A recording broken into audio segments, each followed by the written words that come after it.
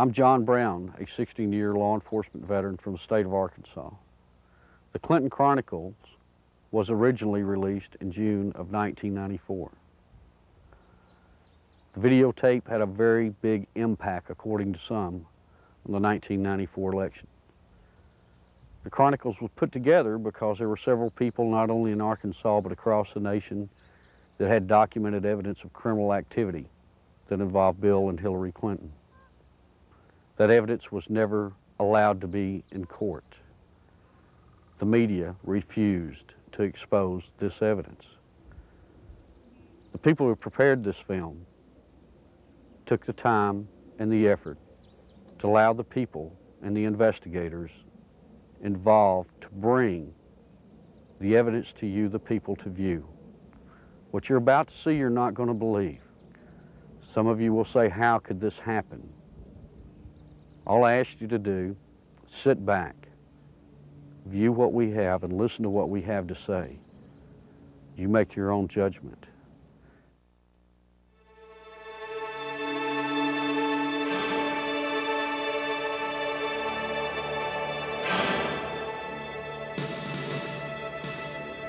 On January 20th, 1993, William Jefferson Clinton became the 42nd President of the United States. At the time, most Americans were not aware of the extent of Clinton's criminal background, nor were they aware of the media blackout, which kept this information from the public. As State Attorney General and later Governor, Bill Clinton in 12 years achieved absolute control over the political, legal, and financial systems of Arkansas. As president, he would attempt to do the same with the nation by bringing members of his inner circle with him to Washington. The hijacking of America was underway, and its impact on future generations would be incalculable.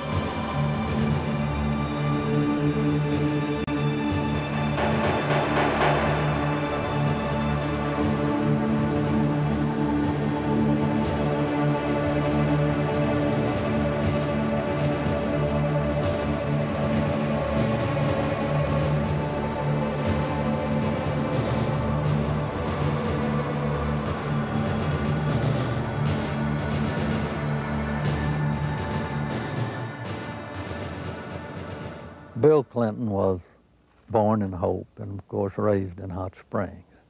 They had open bawdy houses over there at the time, and they had open gambling at the time.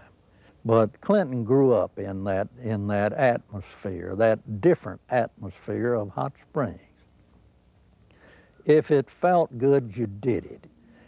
He was selected to go to the national from Arkansas Boys Day, to be a delegate to the National Boys Day. And while he was there, he was able to meet John Kennedy. And I'm sure that sparked an ambition in this young man. And he apparently has always had an exceptional, keen mind, a keen intellect. And he early, evidently, had tremendous ambitions. He was gifted in so many ways. The truth is, he's one of the most charming men that I've ever met in my life. He has more energy than any 10 people I've ever known. He was able to network himself into running for Attorney General virtually unopposed. And then he was able to take that position and catapult himself into the governor's office 2 years later and started building his foundation.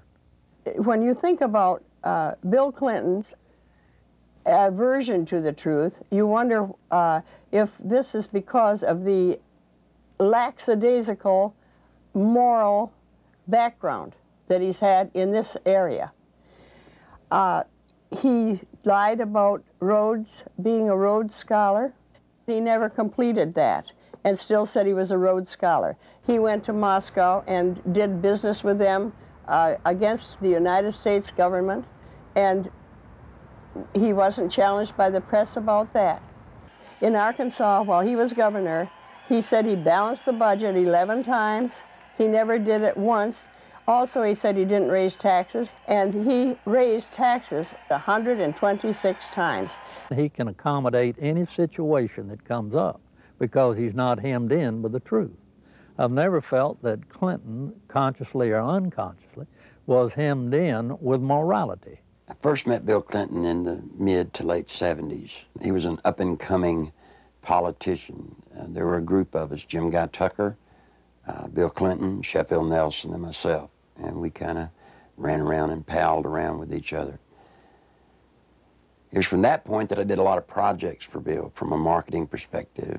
In 1988, I went to Bill, and I said, I need a job to kind of relax, mellow out. Bill Clinton and Betsy Wright, they suggested that I go to work for a place called the Arkansas Development Finance Authority. And they said my talents could really be used there. It was the best kept secret in Arkansas. After about 2 weeks, I went to Wooten Epps, and I said, Wooten, I think I've got enough background on this that we can start marketing it. Now, what is the criteria for loans? He said, whoever Bill wants to get a loan. To go back, though, to that moment in time, I'd been there about a month, and I realized that I was in the epicenter of what I'd always heard about all my life. What most people have heard about is the machine. I was literally working, sitting in the middle of Bill Clinton's political machine. It was where he made payoffs, where he repaid favors to people for campaign support. I was in an interesting seat, and I knew it. We had a board meeting. In that particular board meeting, I was sitting at the end of the table. James Brannion, who was chairman of the board at that time, was sitting at the head of the table. James Brannion stood up in a public restaurant, and he hollered at the Beverly Enterprises guy, Bobby Stevens, and said, did you get the $50,000 campaign contribution from the client that you're introducing the loan for? He said, not yet. He said, well, then hold up the loan till we get it. I stood up, went up to James, and I said, James, don't yell stuff like that. You don't need to be yelling it in a restaurant. That sounds real bad. He was just burly and arrogant. He said, who cares? Bill Clinton sold the concept of ADFA to the people of Arkansas as a vehicle for creating jobs and assisting churches and schools. In reality, millions of taxpayer-guaranteed dollars were being channeled to Clinton's election campaigns, to his inner circle of friends, and to his wife Hillary's law firm. This may explain why ADFA had been drafted in such a manner as to keep its decision-making procedures secret. If you needed $1 million, you had to get your application handled by the Rose Law Firm, pay them $50,000. There were 5 other companies in the state of Arkansas that were actually more qualified in bond structuring and applications, but Rose Law Firm got them all. I started checking around, and I kept asking, well, you know, one thing's bothering me to the comptroller, Bill Wilson, you know, how do people make payments on these loans? He looked at me and said, they don't. He thought I knew. Well, that blew my mind. And this is about 2 months in, and it was getting tough then. So I started gathering the documents. After everybody left, I would stick around as if I were working on the annual report. That would give me access to all the documents, and I make copies of them all. For about 2 months, I watched accounts accumulate money. At the end of the month, they zero balanced. They're laundering drug money. There were $100 million a month in cocaine coming in and out of Mena, Arkansas. They had a problem. They were doing so much money in cocaine, $100 million. You create a problem in a little state like Arkansas. How do you clean $100 million a month? ADFA until 1989 never banked in Arkansas. What they would do is they would ship the money down to Florida, a bank in Florida, which later would be connected to BCCI. They would ship money to a bank in Atlanta, Georgia, which, by the way, was later connected to BCCI. They'd ship to Citicorp in New York, which would send the money overseas. And there was an interesting one, a bank in Chicago. That bank, by the way, is partially owned by Dan Rostenkowski. Dan Lassiter would get the bonds. He would become the broker for the bonds. He would transfer money back to ADFA. He never sold a bond. The money then would leave ADFA, go into one of the various banks for the specific bond loan, and they would zero it out. When they zeroed it out, they were giving it back to Lassiter, less their handling fees. During the Lassiter investigation, we had numerous witnesses for the federal grand jury, had extensive testimony. People that was connected with Lassiter and drug use and everything else. His cocaine use become used as a tool for sexual favors and also for business deals that influence people. And that's when Mr. Lassiter became quite flamboyant with his cocaine use, and then ultimately led to his arrest and conviction. Dan Lassiter, who is the best friend of Bill Clinton, who went to jail with Roger Clinton for cocaine. And by the way, let me explain something. He didn't sell cocaine. No, they were giving it away. Huge piles of cocaine in his office. Ashtray upon ashtray full at the parties, and they would give it to young girls. That's sick. I mean, they were giving a highly addictive drug to young girls. One particular one comes to mind is a 14-year-old cheerleader out of North Little Rock. She was a virgin, and ultimately he ended up sending her to a physician of his. The physician put her on birth control pills. He used cocaine in order to ultimately she lost her virginity, and she got addicted to cocaine. And the last I heard of her, when we had her subpoenaed back to the federal grand jury, she was a hooker in Lake Tahoe. Dan Lassiter contracted to launder the money. Now, in addition to his contract to launder the money and the system that he and Bill Clinton had set up to do it,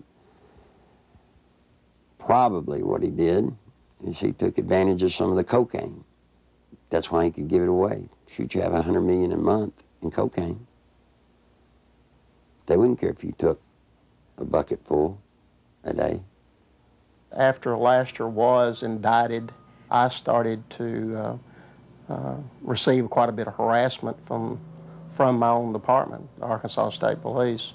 And I knew the reason behind it because the affiliation with the state police and the governor's office with Dan Lassiter and his business associates. Mr. Lassiter's cocaine involvement at times was very heavy, then at times he was very cool, calm, mediocre. He was very careful, as all of them have been for quite some time.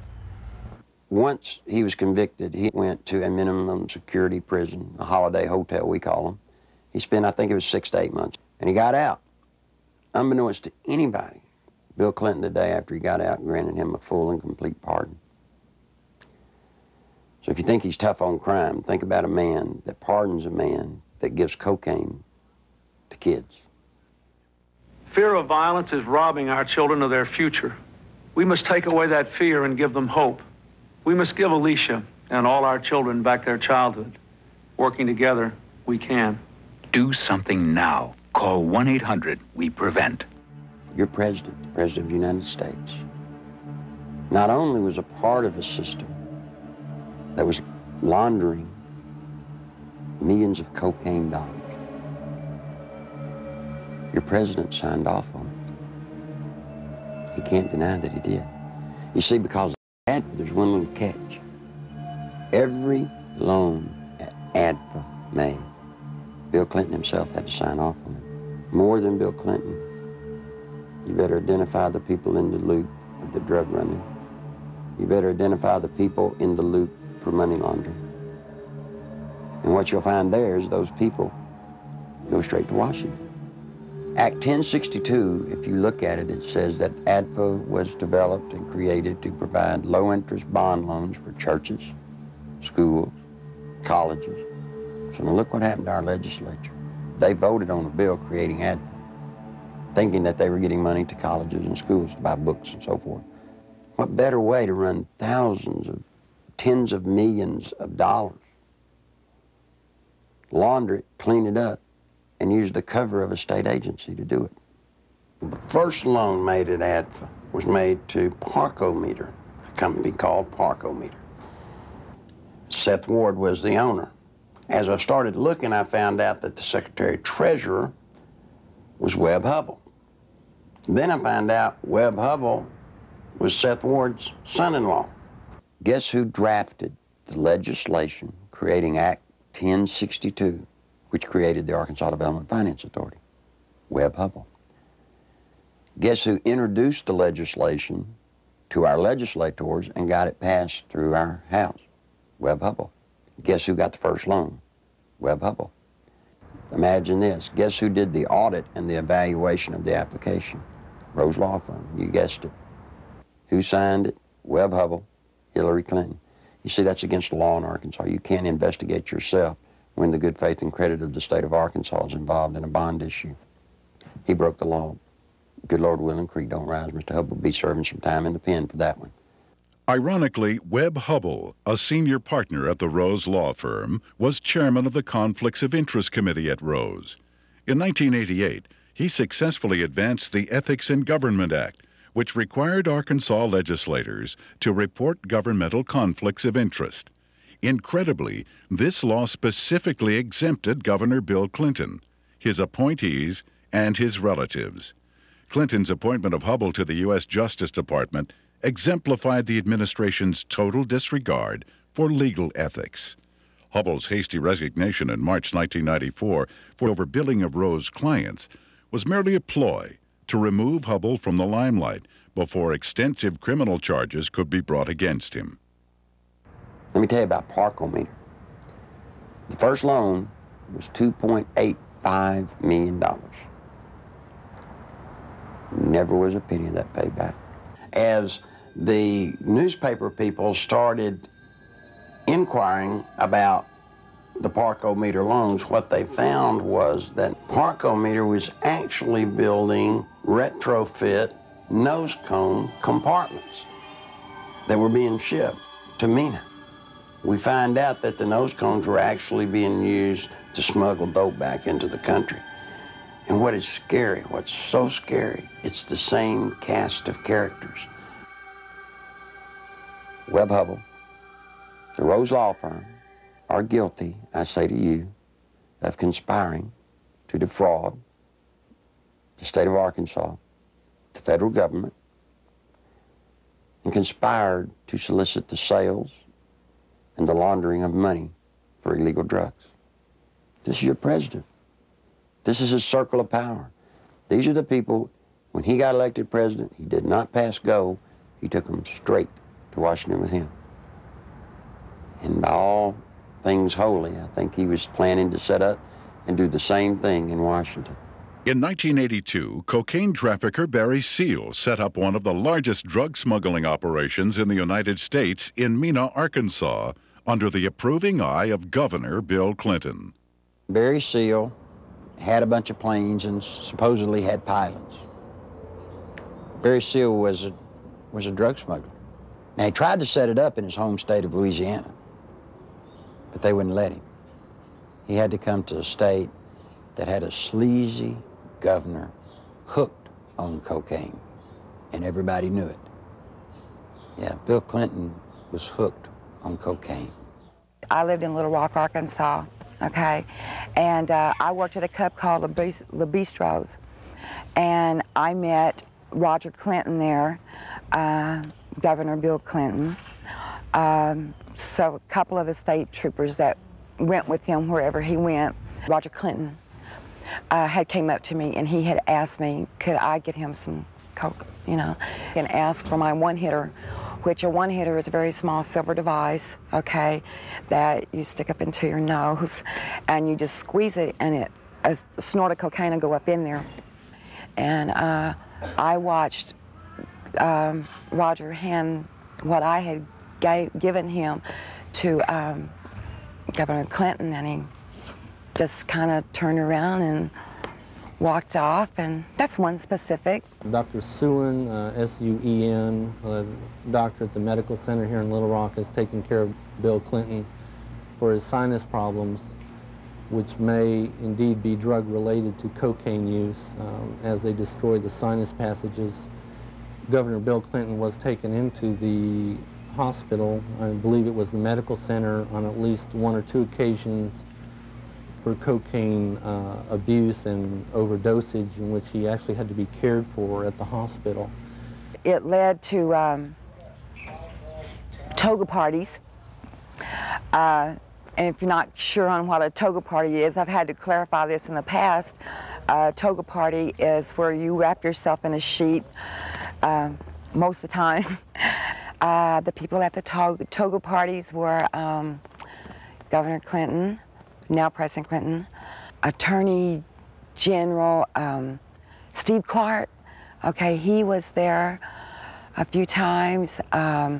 Members of the Arkansas State Police, you know, along with Roger and, you know, other people.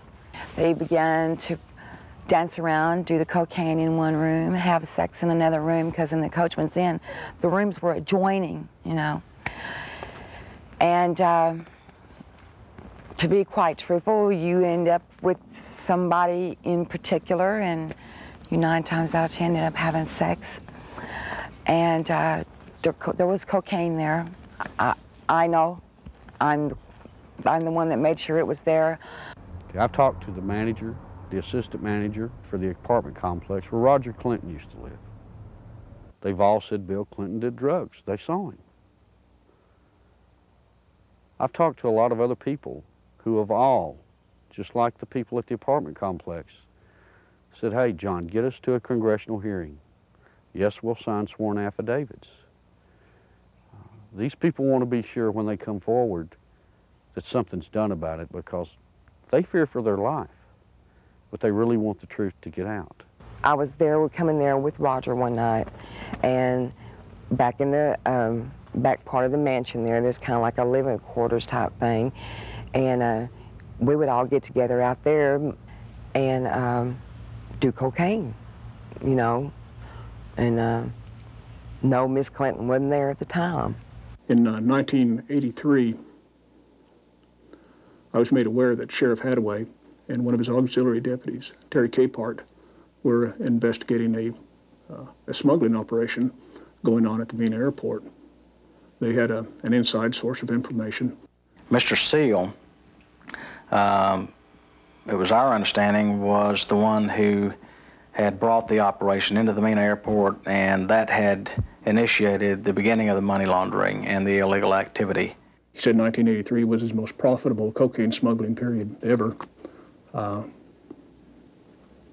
Said that the airplanes that he had placed at the Mena airport, there were 4 of them, a couple of Senecas and a couple of Panthers, and 1 or 2 stragglers, here and there, different airplanes. He said they were purchased solely for the purpose of cocaine smuggling. There was, in my opinion, more than enough evidence to prosecute a number of people for crimes regarding the Barry Seal case at Mena. I snuck around, crawled through the bushes, thinking that I'd really have to hide to see them unloading the dope. Didn't have to. You could walk right up to the airport and they'd unload it right in front of you. They would unload it, they'd offload it. They didn't care. A certain degree of money laundering had taken place among these people that were associated with Barry Seal. What had not been done was to connect the dotted lines to ADFA. Because once you connected the dotted lines to ADFA, you had actually connected the dotted line to Clinton. In addition to the operations at Mena, small clearings in other parts of the state were used as drop points for money and cocaine. They had special cargo doors installed in the side without FAA permission, so that these doors could be opened in flight. They'd pull in, slide back, and the cocaine could be dropped out of the side in flight.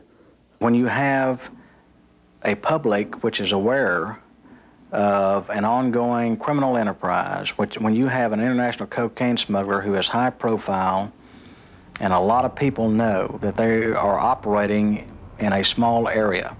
A lot of people knew about the money laundering. It was common gossip on the street because it was so blatant.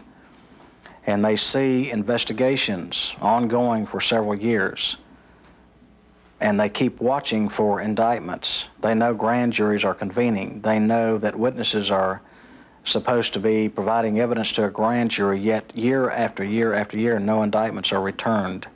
People lose confidence in the system. Clinton had integrated a number of corrupt cops, judges, and politicians into high-level positions to ensure the continued success of the drug smuggling, money laundering operations. All was going well until a fateful night in the fall of 1987. On August 22nd, 1987, Kevin had spent the night with his friend Don Henry.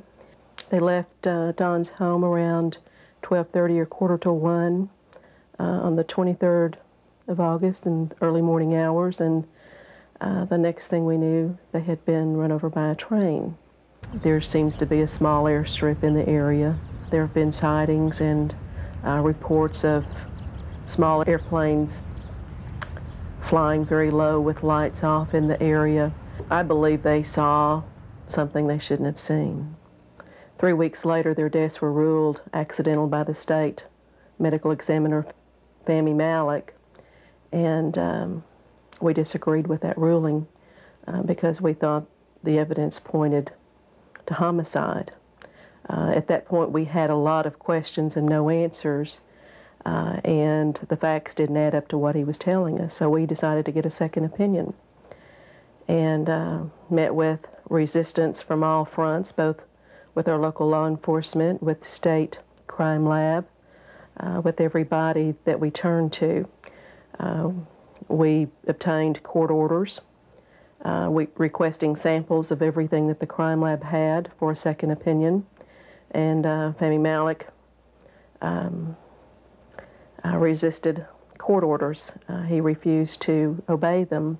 Ultimately, it was proven that Don Henry had been stabbed in the back and Kevin Ives' skull had been crushed prior to the placement of their bodies on the railroad tracks. However, Malik stood by his ruling that the boys had simply fallen asleep on the tracks.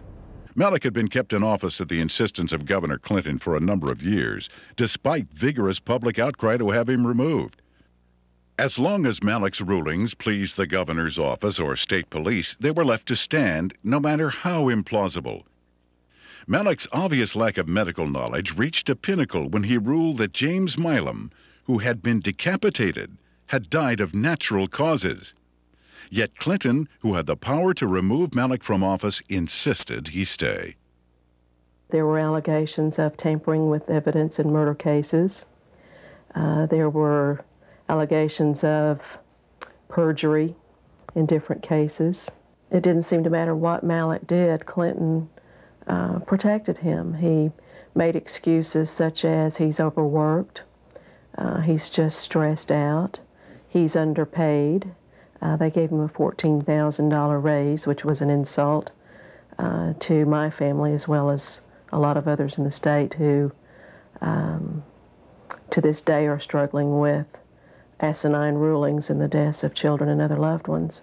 I was outraged that protecting a political crony of Clinton's was more important than the fact that 2 young boys had been murdered. Dan Harmon was just a local attorney in the town of Benton, Arkansas. And after Don Henry and Kevin Ives were killed and their bodies placed on the tracks and run over by a train, he approached Linda Ives and the Henry family about trying to help them. He's a manipulator. Gives a great closing argument in court. He's been trained for years to play the game. He knows how to do it. He's very good at it. Mr. Harmon can win your confidence and make you think he's the greatest guy in the world. He did that to Linda Ives. He helped lead them down a path that absolutely led to nowhere on this case. I got involved in the case, and immediately Harmon tried to discredit me without even knowing me. Couldn't figure it out. I run across a young lady named Charlene Wilson who told a horror story that I didn't really believe at the time. So I started searching for evidence to substantiate just part of what she had said. Herman went ballistic. Called, he threatened me, threatened Sheriff Pridgeon, threatened Captain Gene Donham, the chief deputy. All because I talked to this one woman. The people at the track that night, to my knowledge, were Dan Harmon, Keith McCaskill, Larry Rochelle. I do know that the boys were watching the drop site, okay? And they got curious as to what was being dropped there. The fact is, we know who killed these kids. The whole reason this case, it's been slowed down, stopped, wherever we're at. They can't do anything with it as long as Clinton's in office, because it tracks right back to Bill Clinton being involved in the cover-up. He took care of everybody that ever covered anything up in this case. Everybody got promoted. A number of people approached the police with information about Don and Kevin's murders and consequently were murdered themselves. Shortly before Keith McCaskill was murdered, he knew that he was fixing to be murdered. He told his family goodbye, he told his friends goodbye.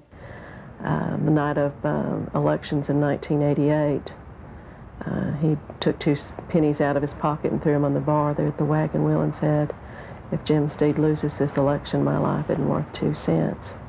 And he was murdered that night. Jeff Rhodes was a young man from Benton who was murdered in 1989. Shortly before his death, he made a phone call to his dad in Texas and told him he needed to get out of Benton, Arkansas, that he felt he knew too much about the boys on the railroad tracks and the death of Keith McCaskill. A couple of weeks later, Jeff was found dead. He'd been shot in the head. They'd attempted to cut off his head and hands and feet, set him on fire in a dump. A total of 6 people with information about the boys' murders were eventually murdered as well. Well, Jean Duffy was the head of the 7th Judicial District Drug Task Force. She was leading a team of narcotics investigators into a drug trail in Saline County that led her right straight to Dan Harmon. This information she shared with the 1990 federal OCDEF team that was investigating and targeting corruption and drugs in Saline County in central Arkansas. From her involvement in that, she was literally threatened, forced to leave the state of Arkansas and go into hiding. I had no idea just how dangerous certain elected officials thought me to be until a brutal media campaign was launched against me. For months, there were daily allegations of everything from misspending funds to ordering illegal arrests. Every attempt was made to keep me from running the Drug Task Force.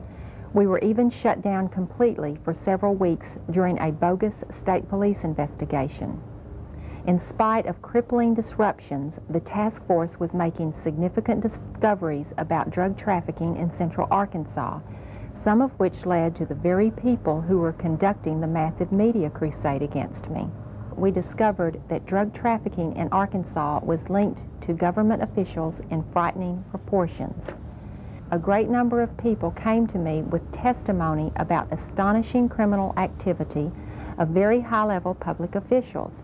Many were willing to testify before the federal grand jury. Robert Govar and Chuck Banks were the U.S. attorneys for the District of Arkansas at that time. I was subpoenaed to testify on behalf of the drug trafficking and the cartel, more or less is what it was, that had to do with Dan Harmon and what I call company, because there are there's a whole bunch of them that are involved. I was asked quite in depth about the drug trafficking that went on with Dan Harmon, Mr. Clinton, Roger Clinton. Although there was an abundance of evidence and word kept reaching me from members of the grand jury that they were ready to indict, no indictments came. Mr. Govar also insisted that he was ready to prosecute at least 2 key figures, but the holdup was his boss, U.S. Attorney Chuck Banks. who repeatedly delayed requests for indictments. Harmon had paid a visit to Chuck Banks, the U.S. District Attorney, who was in charge of that district. It's recorded, he signed in. He was there approximately 30 minutes, and up until that time, everything appeared to be running fine with the grand jury. Then, in November, Banks removed Govar from the case, and I was fired from the task force. From this point, the ordeal turned really ugly. In January 1991, one of the key targets of Govar's investigation, Dan Harmon, took office as the 7th Judicial District Prosecutor.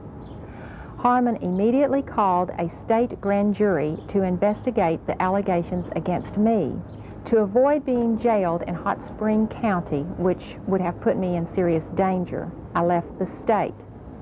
In the meantime, Banks, who had taken over the federal investigation, attempted to give the appearance of carrying the investigation forward while systematically destroying it.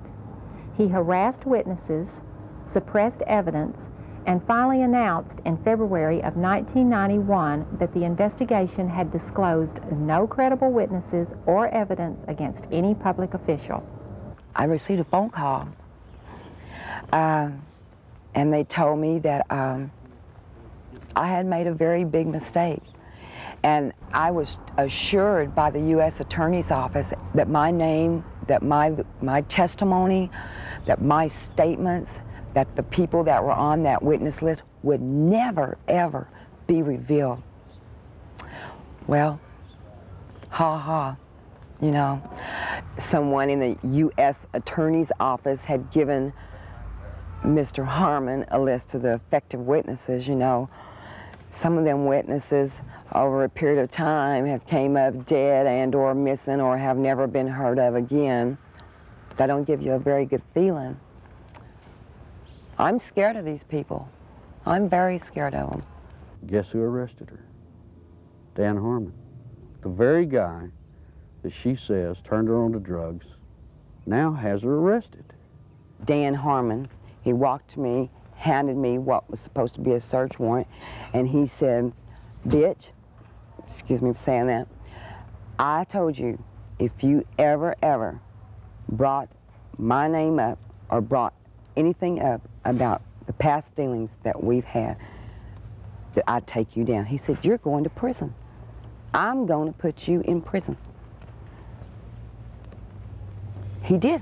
I'm here. I mean, I've watched second, third offense people walk around with probation on top of probation on top of probation.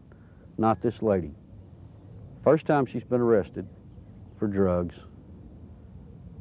They allege that they found in her home. She gets 30 years. Sure, everybody ought to be able to see through this. This is a man that told Linda Ives for years, "We're going to get to the bottom of your son's death." But yet when I start making progress, it looks like the people I talk to starts getting time in the penitentiary. Linda says it's business as usual in Saline County. Justice as usual in Arkansas. There aren't any words in the English language that can describe how it makes you feel as a parent or as a citizen of Arkansas to see what our officials are capable of doing.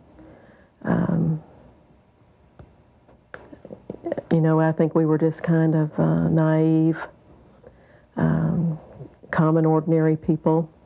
Got up and went to work every day and came home and went to bed and assumed that everybody else did the same thing and tried to do what was right. And I think Kevin's death has been the rudest awakening that anybody could ever have to see what really goes on.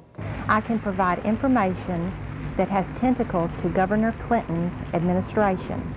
It is apparent to me that a congressional investigation is the last hope, not only for the people of Arkansas, but for the people of our nation who are now vulnerable to the powers of a president who has left in his wake implications of illegal activities and serious improprieties. Meanwhile, Welch and Duncan's investigation into the operation at Mina was about to derail. We'd been so busy investigating, just concentrating, focusing, that it took a while to register that nothing was going to happen. We could not understand what was happening.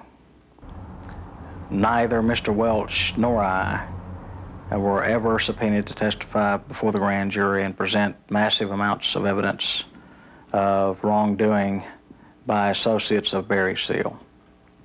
No indictments were ever returned against any of the individuals, and I can tell you there was extensive evidence. There definitely was some suppression of evidence and definitely a cover-up of an investigation, and somebody should be held accountable as to why that happened. Not one major cocaine bust was ever made in Arkansas out of Mina, Arkansas. Now imagine that, 10 years nearly in its running. Never one truckload ever got caught. During the 1992 Attorney General's race in Arkansas,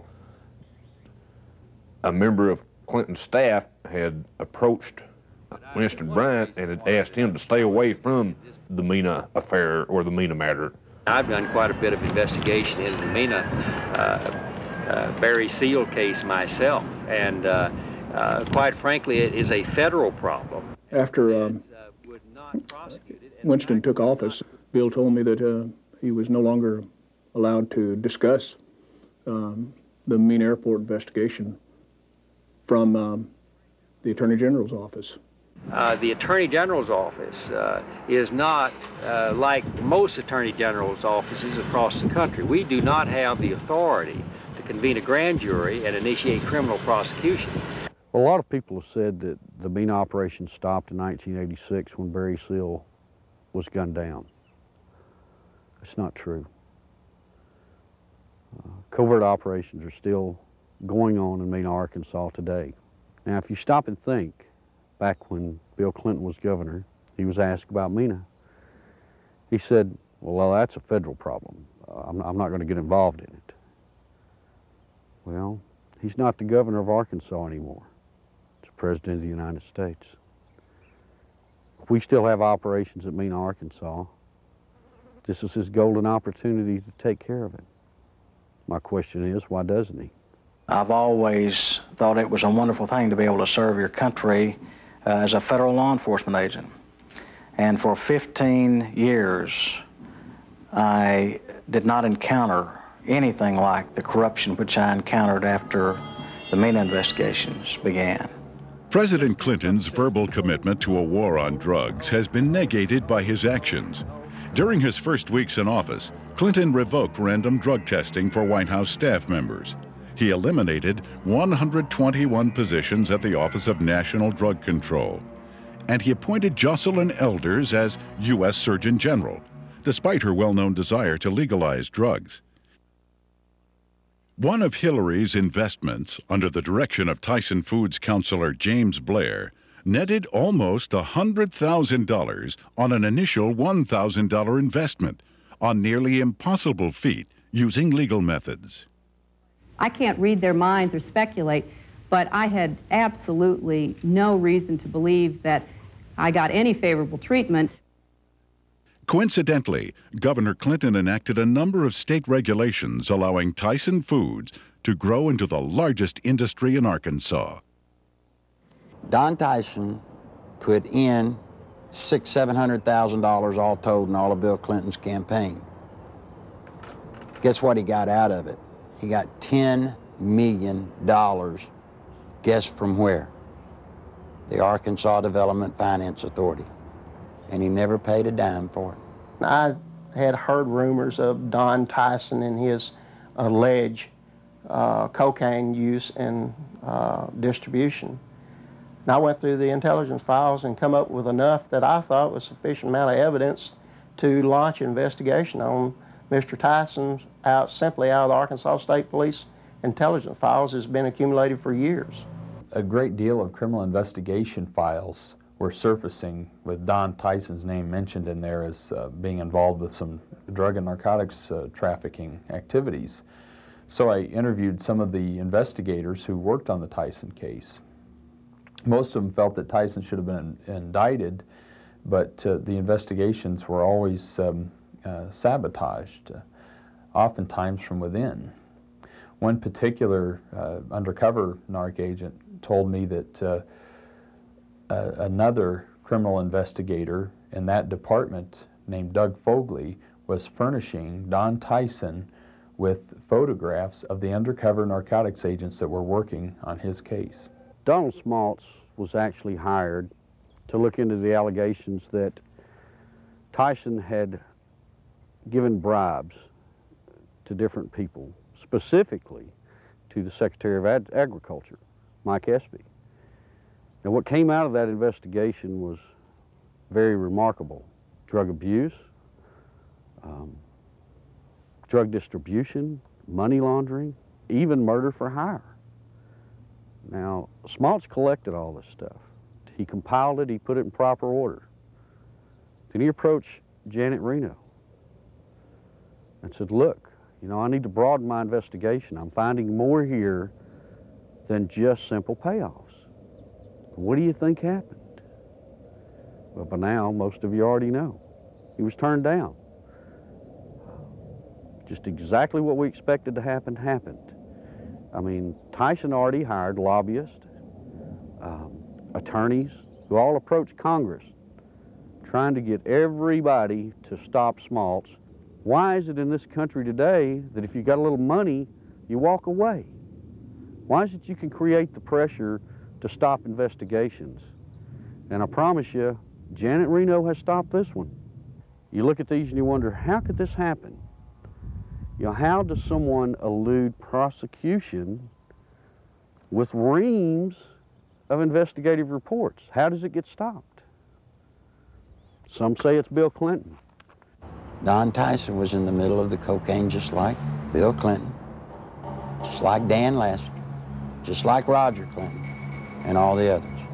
So you see, all of this incest and all of this drug running, all of the trafficking of drugs, sending them all over the nation, came out of Little Mena, Arkansas, right under the nose of little Governor Billy Clinton.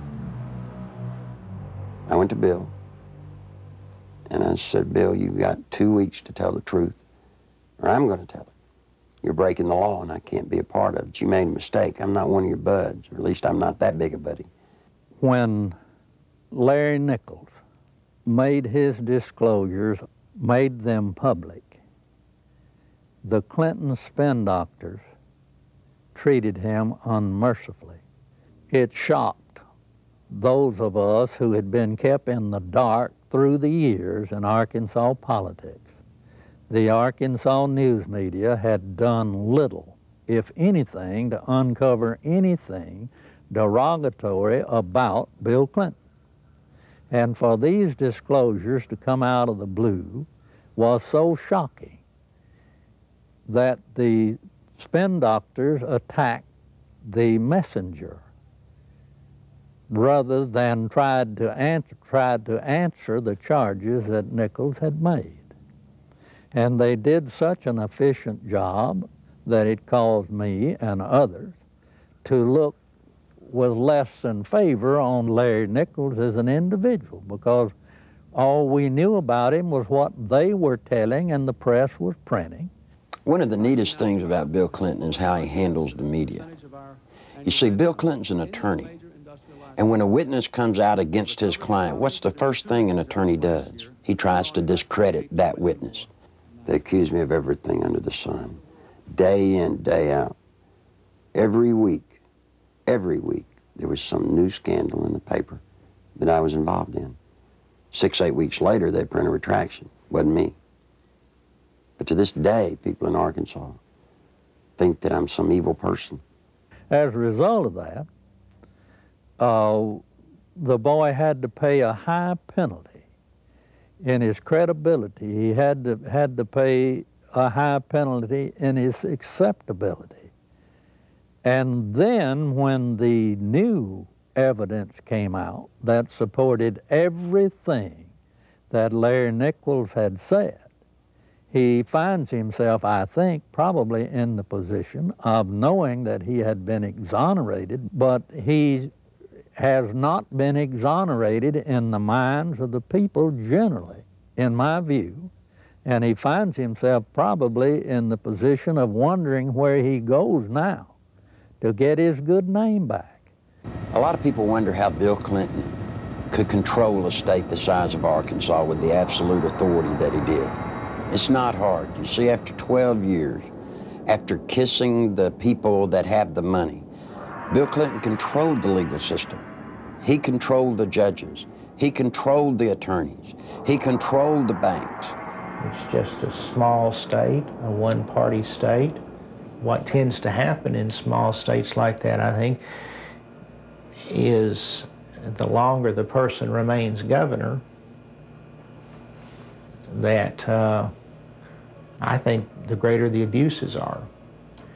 And I think the abuses were very, very widespread under Bill Clinton. One thing that's very difficult for people to understand, Bill Clinton doesn't care about money. He cares about power. All he needed ADFA to do was to channel money to the big players financially. I got tickled when the reporters during the campaign came here. They were looking, trying to find out where Bill Clinton profited. He didn't. He profited by putting money into his friends' pockets. The way they were doing these bond issues and just the whole political atmosphere, quite frankly, was a scandal. But that's the way things had historically been done in Arkansas. But imagine this, imagine the power this man has in Washington, D.C. Imagine what he can do to this nation if he gets that circle of power going there, as he did here. Nothing I can do, nothing you can do can stop it. Because he'll have the absolute power, and believe me, he will use it to have you investigated, to have you arrested, to have your company audited. No, that's what'll happen when his circle of power is complete. When I worked at ADFA, it was not uncommon for Bob Nash to call me up and say, hey, Nichols, the governor needs about $5 grand transferred to his travel account so he can go see his ladies. And we would at ADFA transfer $5,000 to $10,000 for him to go see his girlfriends in either LA or New York. He'd use so much travel money to go see women out of his regular travel budget, he would even have to borrow money from ADFA, not to mention the fact that ADFA's budget was not quite as scrutinized as the governor's budget. But he literally used money, ADFA money, the people of Arkansas, taxpayers' money, to conduct liaisons. During the 1990 Arkansas gubernatorial race, Larry Nichols, in a last-ditch attempt to alert the public, boldly filed a lawsuit against Bill Clinton. As expected, the lawsuit was eventually quashed, sealed, and illegally dismissed by a Clinton-appointed judge. What Nichols didn't expect was a complete media blackout of the facts he presented. Back in 1990, after all the damage they had done to me, I did something that most people wouldn't do in Arkansas. I sued Bill Clinton. Now, it's very important to note that in that lawsuit, I brought out the names of 5 women. On October the 19th, the only press conference I've ever held in my life was on the Capitol steps of Arkansas. Every news organization in Arkansas, newspaper, TV, radio, were there on the steps. I read the names of the 5 women. I read and talked about ADFA. No one had ever made such a cold, callous statement against Bill Clinton where he named the women.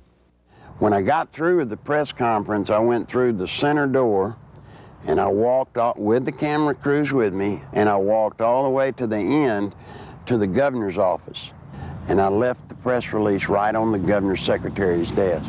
Not one bit of the press release made it into the local TV or the local newspapers, anywhere. It didn't show up anywhere. The reason I tell you that is because in those days, he had the circle of power complete in Arkansas. Eventually, every allegation stemming from Nichols' 1990 lawsuit and press conference would prove valid regarding Clinton's taxpayer-financed sexual liaisons, his drug usage, and his criminal activities relating to ADFA and Whitewater. Gradually, the women who had carried on adulterous affairs with Clinton began to emerge. The first was Jennifer Flowers, who, like all those close to Clinton, was faced with a decision. Either keep quiet and receive a government job, or go public and face character assassination in the press. Betsy Wright, Clinton's former chief of staff, admitted she had been hired to conduct media smear campaigns against anyone planning to tell the truth about the governor's sexual habits. She was prepared to go after at least 26 women who had the potential of destroying Clinton's chance at the presidency. During the 1992 presidential campaign, I was getting bludgeoned by the media because Jennifer Flowers had come out of my lawsuit. A man called me on the phone on a Monday. His name was Gary Johnson. He was an attorney. He told me that he felt bad because I was being bludgeoned, and he wanted to talk to me about handling my case. Well, I was craving an attorney, any attorney, to help me. You know, I saw Larry out there doing battle, so to speak, on his own, and I felt like he needed some help. I met him on a Tuesday. He was a special attorney. I didn't even know it. You see, he lived next door to Jennifer Flowers. For security purposes, Gary Johnson had installed a video camera near the front door of his Quapaw Tower condominium. Looking at someone in front of my door, it got a perfect shot of them in front of Jennifer Flowers' condominium. And it wasn't my intention ever to take pictures of Bill Clinton going in to see Jennifer Flowers. I could care less who Bill Clinton goes to see. But it just so happened she lived next door to me, and I mounted the camera there. Guess what he caught on tape? Bill Clinton walking into Jennifer Flowers' apartment on numerous occasions with a key. I actually saw him go into her condominium. It wasn't that I was standing there looking out my peephole watching Jennifer Flowers' condominium. It had nothing to do with Bill Clinton. It's just that I got the camera. I had the camera before Jennifer Flowers moved in. And when she moved in, she just happened to have some very interesting house guests. Go back to 60 Minutes when Bill and Hillary were loving kisses. They stood up and lied, and Bill said that he had never been to her apartment, that he had only called her once from the kitchen and from his office. That's an absolute lie, and these tapes proved it. The 60 Minutes interview had been designed specifically to save Clinton's campaign, not necessarily to get to the truth. And they came to us because they were in big trouble in New Hampshire. They were about to lose right there, and they needed some first aid. They needed some bandaging. What they needed was a paramedic. So they came to us, and we did it, and that's what they wanted to do. When I told Tim Russert that I was persona non grata at the White House, he said, "Why?" I said, "The Jennifer Flowers interview." He said, "You got him the nomination." I said, "I know that." As far as I know from the conversations I've had, Bernie Nussbaum knew that, Gergen knows that, Lloyd Cutler certainly knows it because Lloyd had a hand in his coming on there that night. You know, it was strong medicine, the way I edited it. He was a very sick candidate. He needed very strong medicine. And I'm not in the business of doctoring candidates, but he got up out of a sickbed that night and walked to the nomination. And as I said to Mandy, you know, if I'd edited it your way, you know where you'd be today? You'd still be up in New Hampshire looking for the nomination. He became the candidate that night. When the Jennifer Flowers story broke, that story was 100 times more creditable than the story that literally knocked Gary Hart out of the campaign. I had been Jennifer Flowers' neighbor. I knew that Bill Clinton wasn't telling the truth about that. Bill Clinton, I think, would do just about anything to save his political hide. He got threatening phone calls. He asked me, he said, "Will they hurt me?" I said, "Well, they hadn't hurt me." I don't know why I didn't worry more about that. Basically what they said was, you mind your own business.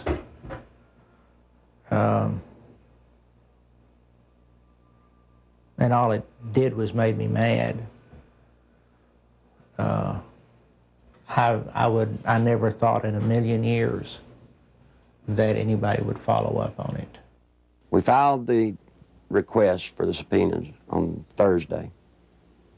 Saturday morning, we found Gary Johnson beaten and left for dead.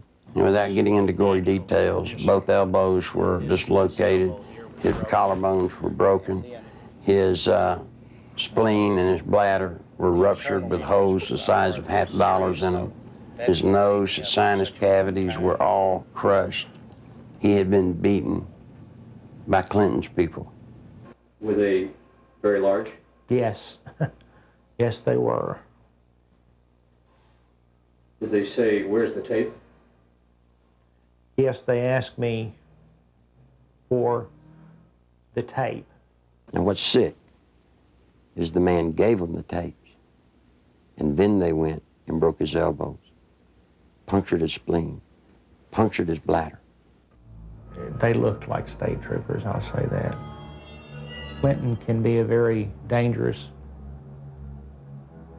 individual in the state of Arkansas. In my lawsuit in 1990, I named the lady Sally Perdue as having an affair with Bill Clinton. Sally had an apartment in Little Rock, and the Clinton security guards would drop him off at her apartment and go park in the woods. When Clinton got through doing his business, he was flick their porch light and they'd know to come and get him. She started coming out, started talking.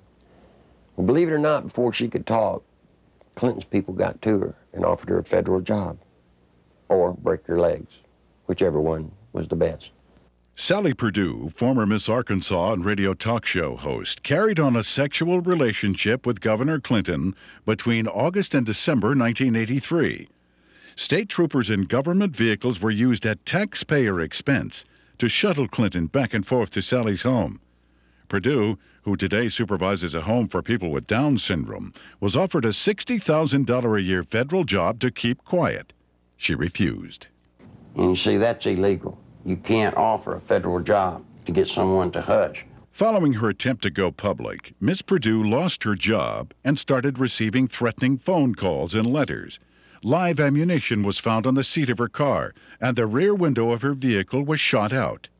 Even though a number of witnesses have corroborated her story, the American press has refused to print it. During the 1992 presidential campaign, interviews with ABC and NBC, as well as an appearance on the Sally Jesse Raphael show, were taped, but were never aired. She'd actually been on the Sally Jesse Raphael show right after the New York primary. Did you know the TV stations around the country blacked out that program and wouldn't show it? In December 1993, former bodyguards of Bill Clinton came forward with detailed information regarding the governor's sexual encounters with a number of women. Larry Patterson and Roger Perry, both veteran Arkansas troopers, boldly spoke on the record. Two other troopers who initially spoke off the record were later identified as Danny Ferguson and Ronnie Anderson. In April 1994, a fifth trooper, L.D. Brown, came forward and corroborated their stories, adding that Clinton's sexual partners numbered over 100 during the period he was employed by the governor. The trooper's official duties included approaching women to obtain their phone numbers for Clinton, driving him to rendezvous points in state vehicles, guarding him during sexual encounters, securing hotel rooms, and lying to Hillary about his whereabouts. Phone logs and other corroborating evidence fully back these reports. I saw on several occasions Bill Clinton engaging in sexual acts while I was either blocking the road or working security at the governor's mansion. I saw them with my own eyes take place. So it's not a rumor, it is firsthand. The entire conversation inside a vehicle in a 2-hour drive from one point to another would be totally about sex and women or jokes. He would actually ask people how they performed oral sex on women in cars. I've been in that conversation. He would ask if you had ever had 2 to 3 women at one time in one bed. Things like this. Bill Clinton was obsessed with that. The first or second time that you're with him and you're alone and you see some attractive woman, he would say, "Hey, Larry, what would you like to do to her? And, you know, this is the governor of the state of Arkansas. The majority of his off time was spent trying to figure out ways to be with women that he wanted to be with. He was more discreet during a campaign year than he was in a routine year as governor, an off year. We were required to work overtime so we could sit outside someplace and block the road, or sit in some driveway, or sit at some, you know, apartment complex while he went in to take care of his female friends. You know, state money was utilized. He had certain troopers that he used for certain women, and Larry Patterson and Danny Ferguson were used for 2 women in particular. He would tell you, Larry, see the blonde-headed lady in the green outfit, go get her name and her telephone number for me. He would say, she has that come hither look. And that was verbiage that he used quite often. And on several occasions I have gone out into the crowd. I never had one of the females to refuse to give me her name and her address. On one occasion, it was a Christmas parade of 1989 in a small town in northeast Arkansas. And he picked a lady out of the crowd and asked me to find out who she was. He just carried on about how beautiful she was, how good looking she was, how big her breasts were and things like that. And I found out that she was interested in a state job. And she gave me her name and number, and I said, well, maybe the governor will call you, or can I call you?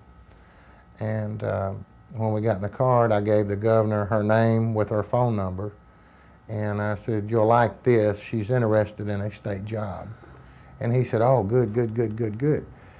The next time I saw that lady, she was working for Bill Clinton in his presidential campaign the night he announced his candidacy for president.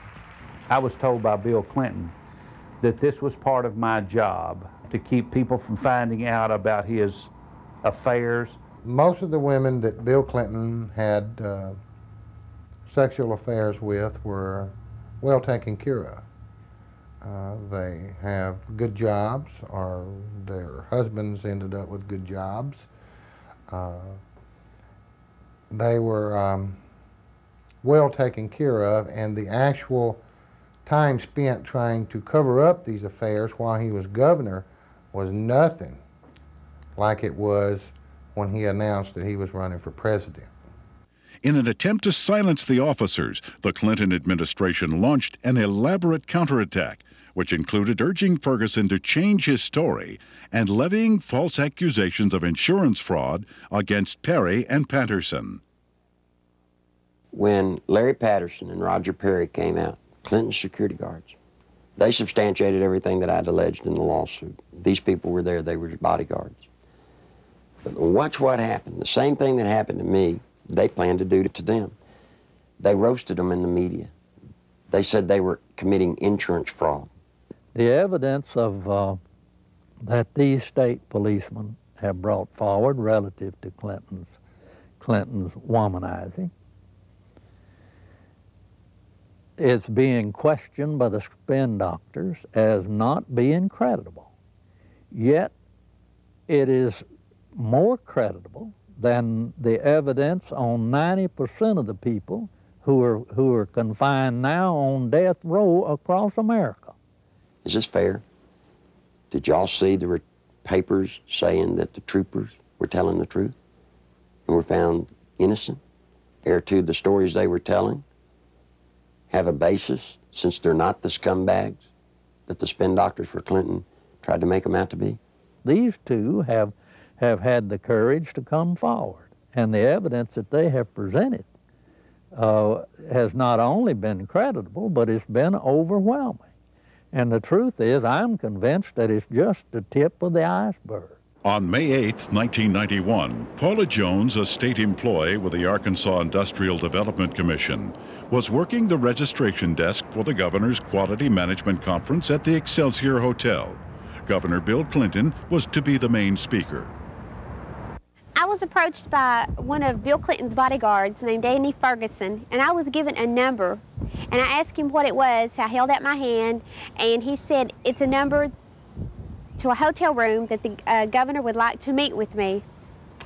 Well, I was surprised, and I kind of talked it over with my coworker, and we didn't have any reason to believe that we couldn't trust him, so I agreed to go on up to the room and meet with Mr. Bill Clinton. I got to the room, and Governor Clinton, he opened the door to meet me. It was a room that did not have any beds in it. It had couches and stuff like that. It was more like a meeting type room. And he had asked me about my job and how I liked it and who my boss was, and I told him, and he mentioned that he liked the way that my curves were on my body, and he liked the way that my hair went down my back, the middle of my back. And then he tried to lean over, and he started to put his hand up my leg, which it happened so fast, and he tried to kiss me on the neck. It happened so fast, but he tried to bend over and kiss me on the neck as he was putting his hand up my leg, and I backed off. I said, I don't want to do this, and I said, I think I need to be going. And then he got up before I even knew it and dropped his pants, and Bill Clinton asked me to perform oral sex on him, which I declined, and I jumped up, and I told him I needed to go immediately. That's when he went to say, if you have any trouble whatsoever, you have Dave Harrington, your boss, contact me immediately. And I said, well, I'm leaving, and I started to proceed down the hall to the door, and he followed behind me. He said if we could try to keep this between ourselves. And I went down the elevator, went back to my registration desk, and I told Pam the whole story. I can't understand how somebody can take advantage of somebody like that, and then they have the audacity to drop his pants. I mean, you know. I'm not going to dignify this by commenting on it. Paula gave the exclusive to the Washington Post, and Mike Isikoff, we were going to be as open as we could with the Washington Post. And Mike told Paula that as far as he was concerned, that he believed Paula, and that he thought the story should be told. And Mike said they were ready to put the story out, and they were going to go to the editors and present the story to him.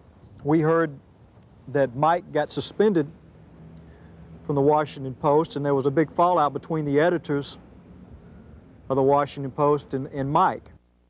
Paula Jones filed a lawsuit against President Clinton, claiming sexual harassment. The same day, a massive media smear campaign against Paula Jones was launched. Think about a man that has no more regard for women than Bill Clinton does. They're just sex things. I don't understand the feminist movement being behind Bill Clinton. He hangs women on his wall like trophies. A number of women who have had sexual relationships with Bill Clinton have allegedly been given major career boosts in exchange for silence. Beth Colson received a judicial appointment to the Arkansas Court of Appeals from Clinton. Regina Blakely landed a job with CBS National in Washington covering the White House. Likewise, Deborah Mathis secured a lucrative job with the White House Press Corps. Susan Whitaker was made the liaison between the Arkansas State Capitol and the White House. Elizabeth Ward obtained a position with the Clintons' close friends, Hollywood producers Harry Thomason and Linda Bloodworth Thomason. And Joe Jenkins was given a high-level position with AP&L. One of the most harrowing stories of Clinton's attempt to keep his promiscuity hidden involves Jerry Parks, a private investigator and former chief of security for Clinton's campaign headquarters. My father was Luther Gerald Parks, a.k.a. Jerry Parks. He was the head of Clinton's security for Clinton's inaugural campaign whenever he was running for president. My father was brutally murdered at Chenal Parkway and Arkansas Highway 10 in one of the most elite parts of Little Rock, Arkansas. Someone pulled aside alongside of him and started shooting at him. They cornered him, stopped him on Highway 10 as he was turning left onto Highway 10 off Chenal Parkway. They stepped out of the car after blocking his path. He was shot 5 times, once in the leg, once in the arm, 3 times in the chest. My father had a file on Bill Clinton's infidelity and his affairs that ran from approximately 82, 83 to somewhere between till about 90 to 91. The file consisted of pictures, time, dates, places of where Bill Clinton was at, where Roger Clinton was at, the type of drug use that Bill Clinton and Roger Clinton were involved in. I was the only person that would ever go with him when he would do his private investigative work. And I remember 4 to 5 times that I was with him, and that's what he was keying on. I saw Clinton with a lot of different women, a lot of different types, sizes, shapes, colors, one of them being Jennifer Flowers. You know, I was just like, wow. It was more neat than anything else that, you know, somebody that is this famous, this bigwig, can get away with this. This just blew my mind. Shortly before Jerry's death, the phone lines at his home were cut, the security system was disconnected, and the Clinton files were stolen. I believe my father was assassinated because he was the one link that could actually close everything and completely shut Clinton down. I feel that Bill Clinton had my father killed to save his political career. When I did contact Little Rock Special Investigative Services, they told me that they had been pulled off the case 3 weeks prior to that. That just blows my mind on how when I hear they're making progress, all of a sudden they're pulled off the case. Something's not right there. Bill Clinton has been the way he is ever since I've known him. He hasn't changed. He will not change. People inside the White House today tell me that he's running sexcapades in and out of the White House like have never been there before. It's a disgrace to America. If we had known his background, the people of Arkansas would have never elected him governor of this state. And I charge the media of this state for not doing their duty and exposing these things that have since become matters of fact. He's a womanizing, dope-smoking, liar, and a draft dodger. I don't remember those being in the Constitution as exactly the model qualities we want in a president.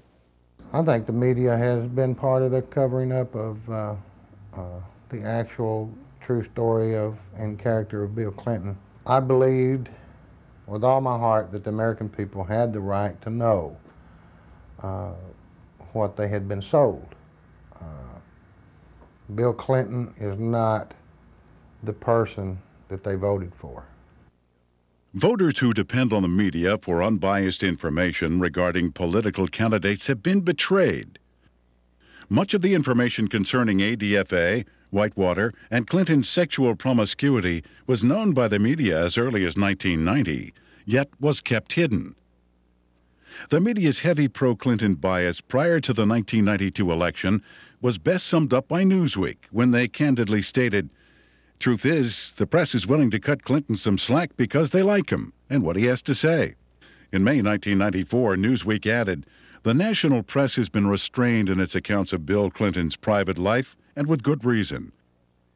Most of those who have made charges against him have been despicable people, jealous and stunted sorts."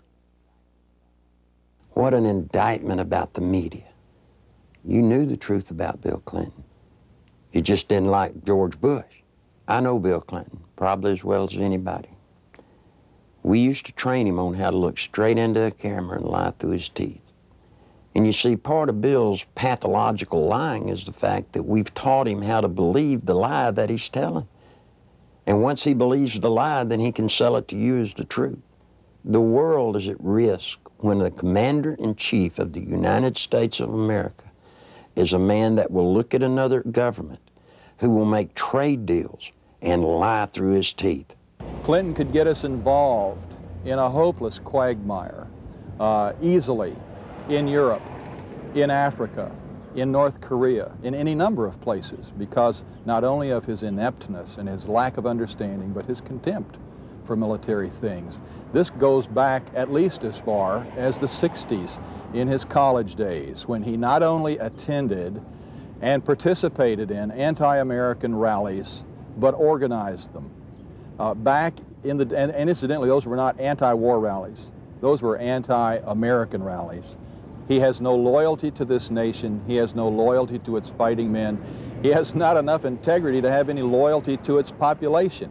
He knows how to say the right things, but he's lied for so long that I really don't think he knows the difference anymore between the lie and the truth.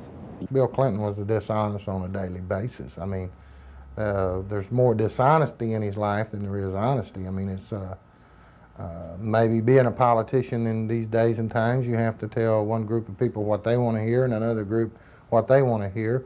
And if the truth conflicts, then so be it. The media has not been able to ascertain today that there's a human being sitting in the presidential chair of the United States of America that lies with everything he says. They still believe somehow in the office of the presidency. They still believe there's some integrity there. Attempts to keep the criminal activities of Whitewater concealed from the public were largely successful prior to the 1992 election. After that, however, the raging Whitewater Rapids could no longer be contained. What the Clintons claimed as a simple money-losing investment was in actuality a series of complex business transactions and cover-ups, ultimately costing the American taxpayer more than $60 million. When this is all over, it's going to be the same story we've been telling for 2 years. We made a bad investment, we lost money, and there's really not much more to add to it.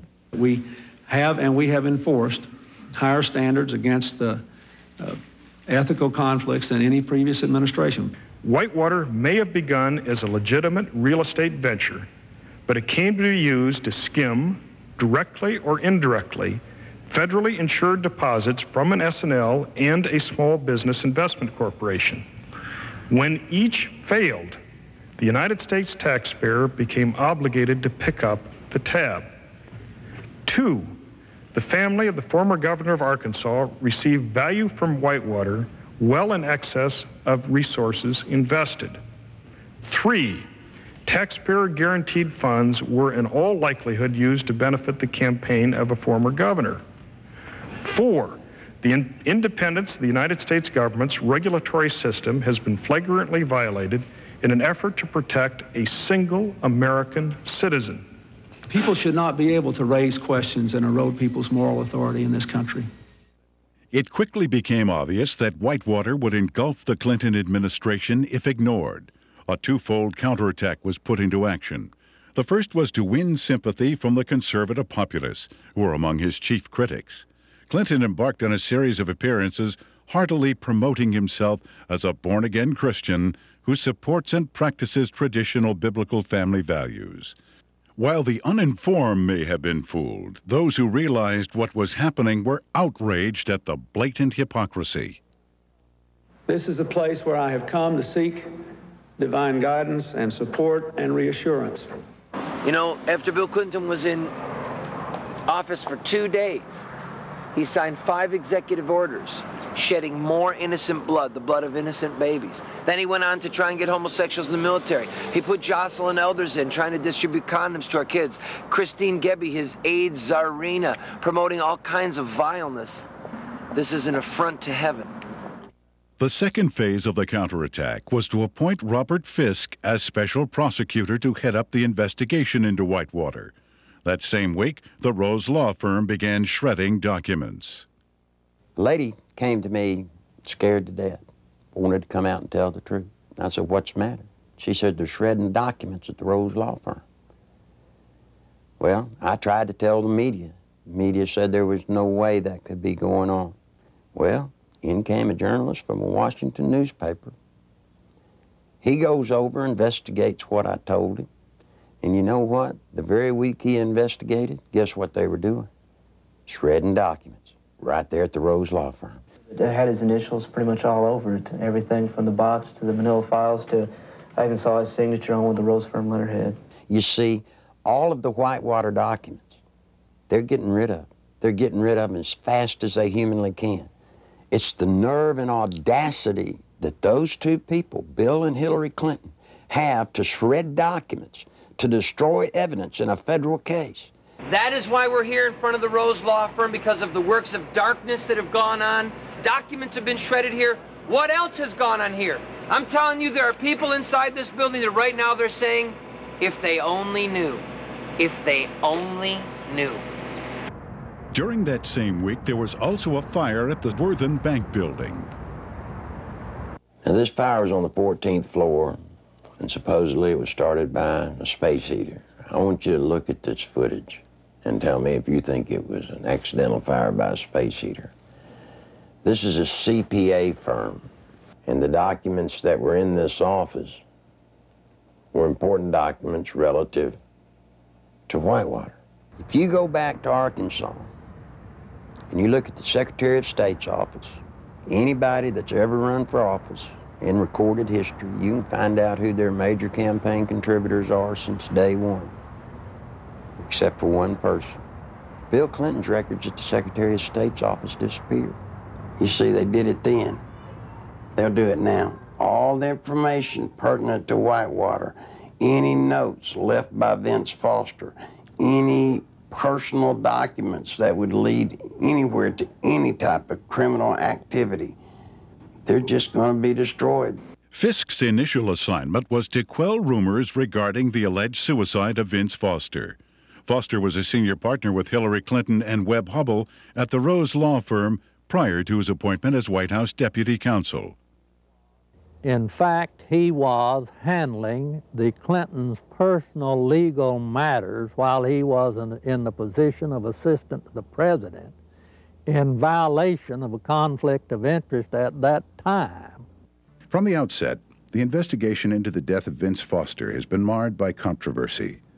At Bill Clinton and Attorney General Janet Reno's insistence, responsibility for the investigation was turned over to the Park Police, even though Foster's death fell within the jurisdiction of the FBI. Not until his death had sufficiently developed into a full-fledged scandal 7 months later would the FBI be allowed in. The results of the FBI's investigation, along with the findings of the Park Police and coroner, were incorporated into a report issued by Special Counsel Robert Fisk. The report, released June 30th, 1994, confirmed suicide as the cause of death. However, a careful examination of key pieces of evidence taken directly from the report itself indicate a number of alarming contradictions inconsistent with the report's own conclusion that Foster took his life. The official coroner's report depicts a large gaping 1-inch exit wound located 3 inches below the crown of Foster's head. According to Fisk, the area surrounding the body at the park was meticulously searched to a depth of 18 inches, but no brain tissue or skull fragments were found. An FBI analysis found none of Foster's fingerprints on the gun, despite the fact the gun was found in Foster's hand. However, the FBI did make one extraordinary discovery. One latent fingerprint was visible on the underside of the right pistol grip, approximately 2 inches from the base of the grip. This print did not belong to Foster. No attempt was made to determine the identity of the person whose print was found on the gun's hand grip. Gunpowder was found on Foster's clothing, which did not match the gun found in his hand. Fisk speculated that gunpowder of a different type was accidentally blown onto Foster's clothing by an exhaust fan in the Park Police laboratory. However, once again, Fisk was not able to support this theory with any evidence. One of the most crucial pieces of crime scene evidence, the fatal bullet, has yet to be found. A thorough FBI search of the area, which even uncovered artifacts dating back to the Civil War, yielded over 70 pieces of metal, including 12 modern-day bullets. Yet, none of them matched the gun found in Foster's hand. Against standard police procedure, not one resident living nearby was ever contacted during the investigation to find out if a gunshot was heard. Even though Fisk insists that Foster killed himself, leading forensic experts from around the country now agree it is highly unlikely he pulled the trigger himself. Within minutes of the verification of Foster's identity, the Park Police issued orders to seal Foster's office at the White House. David Watkins, Clinton's administrative assistant, assured the police he would take care of it. He lied. Immediately, high-ranking members of Bill and Hillary's staff began ransacking Foster's office, removing important and possibly incriminating documents.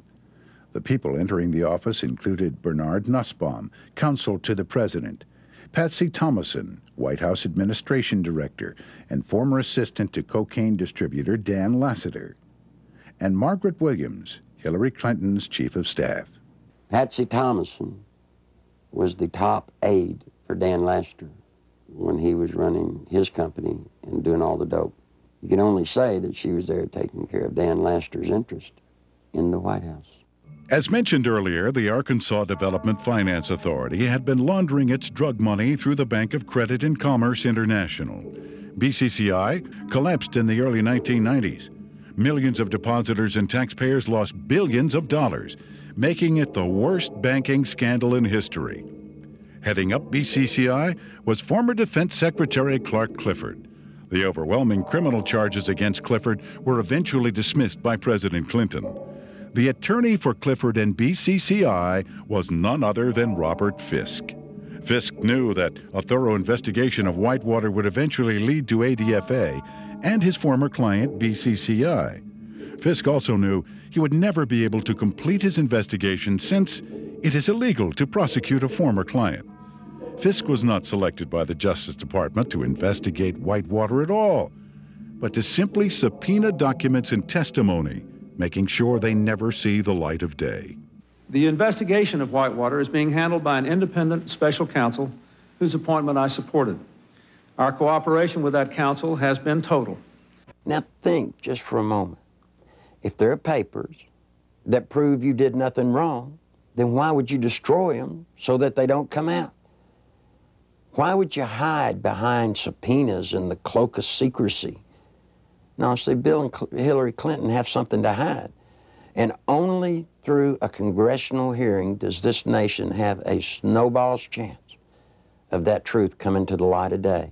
That's the reason it's so imperative that the Congress of the United States rise to the occasion and meet their responsibilities to hold public hearings relative to this matter during this period of time, or justice will never be done.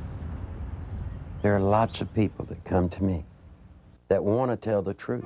They come to me, but they're afraid. They're afraid of losing their jobs. They're afraid of family members or themselves being hurt. Don't be afraid anymore. Bill Clinton doesn't own the world. He doesn't scare me. He shouldn't scare you. I wish all of y'all would do what I've done.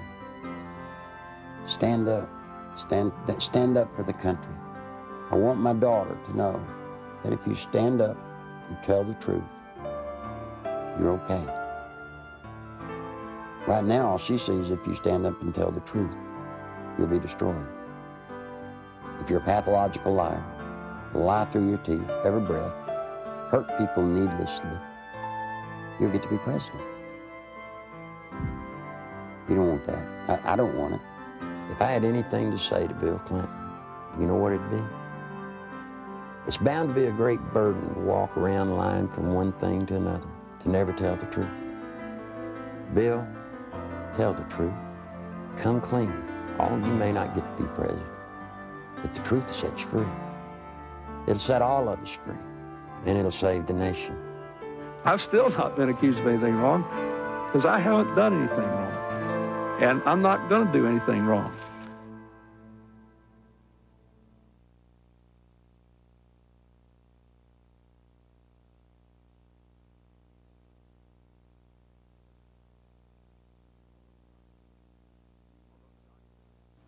Although the documented information contained in the Clinton Chronicles continues to be reported in England and other countries, here in America, the media blackout continues.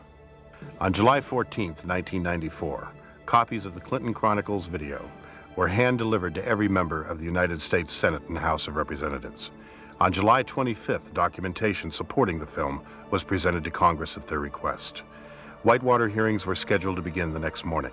However, the then House and Senate majority leaders, plotting with Robert Fisk to withhold evidence, refused to allow any of this documentation to be admitted. In addition, eyewitnesses willing to testify under oath who could confirm Clinton's involvement in the Arkansas drug smuggling money laundering operation were flown into Washington, but were barred from giving any testimony. Once again, the Constitution of the United States was undermined, and the American people were not allowed access to the truth. That same day, a massive media smear campaign was launched against the Clinton Chronicles. Time magazine, Newsweek, U.S. News and World Report, and major newspapers around the nation simultaneously published false information about the video in an attempt to diminish its distribution. Nevertheless, members of Congress point to the Clinton Chronicles as playing a major role in bringing about the firing of Robert Fisk, as well as the reopening of the investigation into the death of Vince Foster. On August 3, 1994, Larry Nichols was arrested on false charges of writing 2 bad checks and failing to obey a yield sign 7 years earlier. The American media reported the arrest. When the Arkansas police admitted that the checks and traffic violations were fabricated, charges were dropped, yet the media failed to report it. Nichols has suffered 3 attempts on his life since the release of the video. Federal agent Bill Duncan, a 15-year IRS veteran with a permit to carry a gun, was arrested for carrying a weapon, then handcuffed to a pipe in the basement of the Washington, D.C. police station, and later released. This incident effectively brought the MENA drug smuggling money laundering investigation to a halt. Duncan was later instructed by his superiors to lie to a federal grand jury regarding the results of his investigation. When he refused, he was forced to resign. Arkansas State Police investigator Russell Welsh nearly died after being poisoned with military-grade anthrax, a poison available only through the United States government. Arkansas State Police investigator Dr. Lauder, who successfully led the investigation against cocaine distributor Dan Lassiter, was forced to resign after attempting to reopen the cocaine trafficking investigation into Don Tyson.